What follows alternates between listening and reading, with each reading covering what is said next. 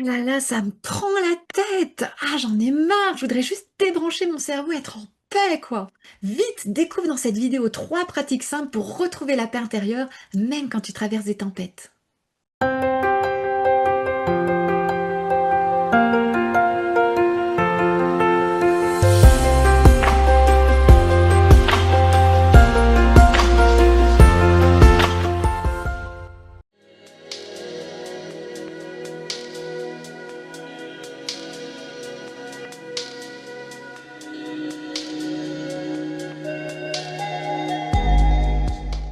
Quand tout semble s'effondrer, le premier réflexe à avoir, c'est de revenir à cet espace en nous où loge en permanence une profonde paix, à notre jardin d'Éden. On l'a tous en nous, tous, tous, tous, tous, tous, autant que nous sommes sur Terre.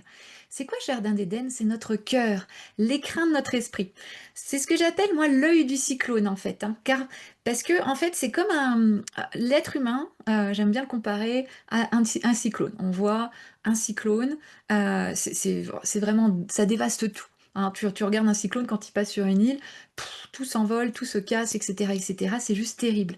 Alors que si tu prends un petit peu de hauteur, que tu regardes du point de vue d'un avion, tu vas voir que donc il y a cette grosse masse nuageuse qui est la périphérie du cyclone, et à l'intérieur du cyclone, il y a un œil, ce qu'on appelle l'œil du cyclone, hein, tout simplement. Et dans l'œil du cyclone, quand tu regardes une photographie prise de l'intérieur de l'œil du cyclone, c'est toujours beau. Il fait soleil, c'est le calme total. Alors qu'à l'extérieur, c'est la grosse bourrasque en fait. Hein. Et bien pour l'être humain, c'est pareil. On a tous en nous cet œil du cyclone où on vit cette paix en permanence. Ça, c'est quand on est complètement connecté à notre véritable nature, qui est la paix. Hein.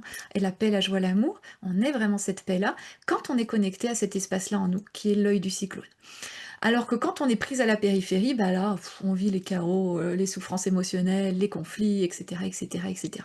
Donc quand tout semble s'effondrer, ça va être, c'est qu'on est prise à la périphérie, et ça, le but, ça va être de revenir à cet œil du cyclone pour retrouver une profonde paix. Et là, c'est magique, c'est immédiat. Quand tu reviens à cet espace en toi, pouf, là, d'un seul coup, tu respires, tout s'allège en fait. Hein. Le défi, et tout le défi réside dans le fait d'y rester en fait. Hein.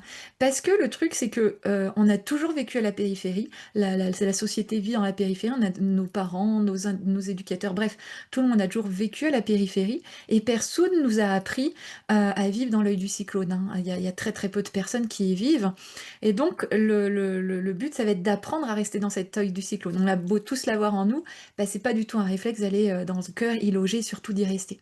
C'est tout un art parce que si le cœur, c'est la clé pour y rester, le mental est ce qui nous en fait de nous en éloigner. C'est-à-dire que, ok, quand je me connecte au cœur, j'y suis dans cet espace, mais par contre, le mental, lui, c'est celui qui mène la vie on va dire, 98% des gens, et c'est lui qui nous entraîne à la périphérie. Donc, en fait, ben, le but, ça va être vraiment de maîtriser le mental et d'avoir cet art de vivre pour rester dans le cœur, en fait.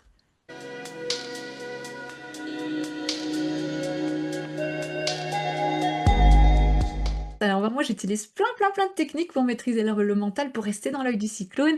Et d'ailleurs c'est génial, c'est un cercle vertueux parce que plus tu es dans l'œil du cyclone, plus tu sais maîtriser ton mental, plus c'est facile d'y rester. Hein. Mais au début, comme on est tellement à la périphérie, parce que personne nous a appris à aller dans cet espace en nous de paix, bah, qu'il est dur de se défaire de cette périphérie.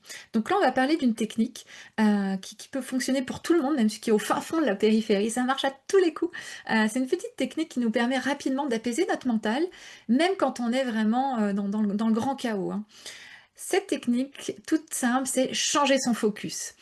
C'est-à-dire qu'en fait, notre mental, lui, il est là, et enfin souvent, il est là, hein, comme tout le monde, hein, mais il nous fait souvent voir, et même d'ailleurs toujours voir, le négatif. Lui, il est focalisé sur le négatif, négatif, négatif, et le pire, c'est que ce négatif, non seulement il le voit, mais il l'amplifie. Donc un petit truc qui va pas, il va en faire un gros truc qui va pas, en fait. Hein. Et ce qui nous rend malheureux, et vous regarderez, mais dans toutes les situations de votre vie, ce qui vous rend malheureux et qui entretient le cycle des souffrances, c'est que en fait, on focalise toujours sur ce qu'on n'a pas ou sur ce qu'on peut pas faire. Ce qu'on n'a pas ou ce qu'on peut pas faire, en fait. Hein. Et ok, certes, on a des souffrances, des fois on est malheureux, mais quand quelque chose va pas, il y a aussi des choses qui vont bien dans notre vie.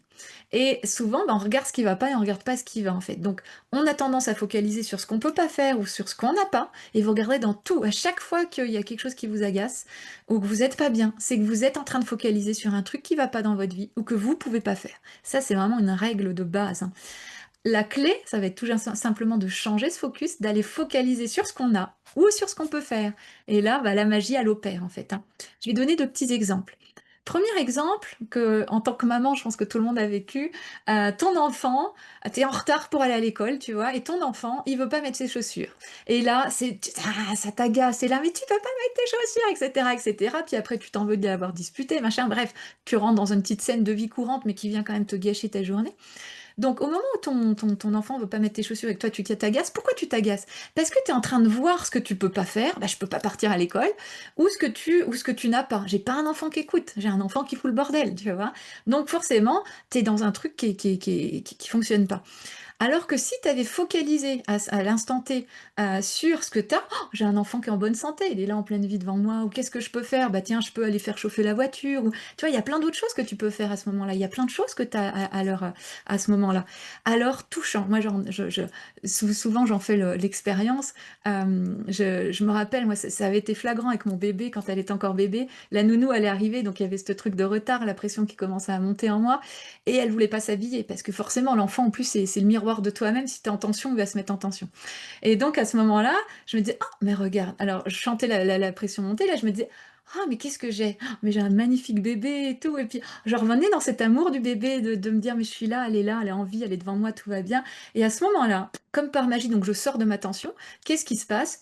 Je Elle sort de sa tension et j'ai l'idée de faire un truc qui fait qu'elle va s'habiller en fait. C'est instantané en fait. Quand tu arrêtes ton focus de ce que tu as pas ou de ce que tu peux pas faire, et que tu focalises sur ce que tu as et ce que tu peux faire, il y a ton comportement change. Déjà l'autre, il répond plus à tes tensions, donc son comportement change, mais le tien aussi. Il y a une idée, il y a un truc, qui te traverse l'esprit, la créativité qui arrive à ce moment-là, en fait. C'est juste, génial, en fait. On peut prendre aussi un autre exemple, ton chéri qui t'offre pas de fleurs à ton anniversaire, tu imagines? Tu es là, toi, tu attendais tes petites fleurs, tu en as pas, tu vas y en vouloir. Pourquoi tu y en veux? Parce qu'à ce moment-là, tu focalises sur ce que tu as pas. J'ai un chéri qui est pas attentionné, et cetera. Ou sur ce que tu peux pas faire, tu vois? Bah, je peux pas mettre les vases dans le f dans je peux pas mettre les fleurs dans un vase, ou je peux pas, appeler ma copine en lui disant que j'ai un prince charmant à la maison. Enfin voilà, et on va être focalisé là-dessus sans même s'en rendre compte, alors qu'il suffit juste de se dire: «Bah, oh regarde, c'est mon anniversaire, j'ai un chéri, en plus, il est là. Ah OK, il a pas les fleurs, mais regarde tout ce qu'il m'a offert. Enfin, tu vois? Et là, du coup, tout change, en fait. Ton état d'esprit change, la relation change, le moment change, en fait.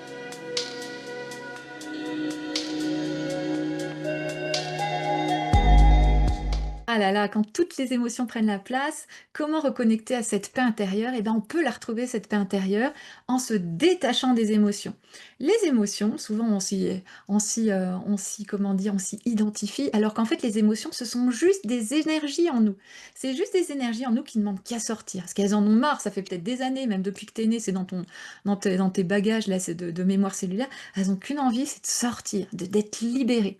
Le problème, c'est que quand il y a une émotion qui se déclenche en toi, ça déclenche toute une histoire que vient te raconter ton mental, en fait. Donc, une émotion se déclenche, ça te rappelle quelque chose que ton mental dit: «Ah oui, il a pas encore fait ci, c'est comme la dernière fois et tu te rappelles, blablabla».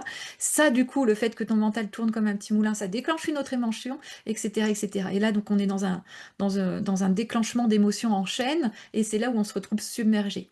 Alors que si on ne nourrit pas l'histoire et qu'on va juste à la rencontre de notre émotion, qu'on la laisse sortir, donc qu'on va juste connecter à cette énergie, puis on la laisse enfin sortir, bah là, on garde notre paix intérieure et l'émotion nous dérange même plus, en fait. C'est magique.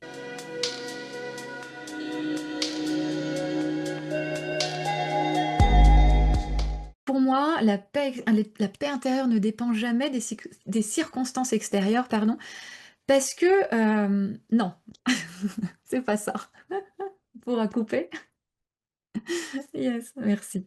Alors, ma paix intérieure dépend des circonstances extérieures, seulement si je donne aux circonstances extérieures le pouvoir de me voler ma paix, en fait. La paix intérieure, tout comme notre bonheur, ça nous appartient. C'est ma paix intérieure, c'est mon bonheur, etc., etc. On le voit très bien, prenons deux exemples. Si je prends deux femmes différentes, mais qui vivent la même situation, par exemple, ton enfant te ramène une mauvaise note à l'école. Tu as deux femmes, leurs deux enfants ramènent la mauvaise note de l'école. L'une reste calme, OK, c'est pas grave, tu feras mieux la prochaine fois et puis l'autre, elle s'énerve: «Ah mais c'est pas possible avec tout ce que je t'ai payé comme courses à côté et cetera, tu y arrives toujours pas». OK, la situation, elle est la même, pourtant dans un cas, il y en a une qui reste en paix, l'autre non. Donc on voit bien que la paix intérieure, elle dépend pas des circonstances, mais elle de ce que ça vient toucher en nous, en fait, hein. Dans un cas, on donne notre pouvoir à la situation, la mauvaise note et dans ce cas-là, on lui donne le pouvoir de nous rendre malheureux. Dans l'autre, on le garde, c'est OK, la circonstance est comme ça, bah, c'est pas grave, je reste quand même heureuse avec ça et puis, bah, on va faire autrement, en fait, hein. On peut se sentir touché par une situation et ne pas lui donner le pouvoir de notre paix intérieure. Donc on peut être touché par une situation, ne pas être, voilà, c'est jamais agréable d'avoir une mauvaise note, mais on peut se dire: «OK, bah, c'est fait, donc je garde quand même ma paix», en fait. On n'est pas obligé de donner le pouvoir, en fait, à cette situation. C'est un choix, on a toujours le choix de donner le pouvoir ou pas.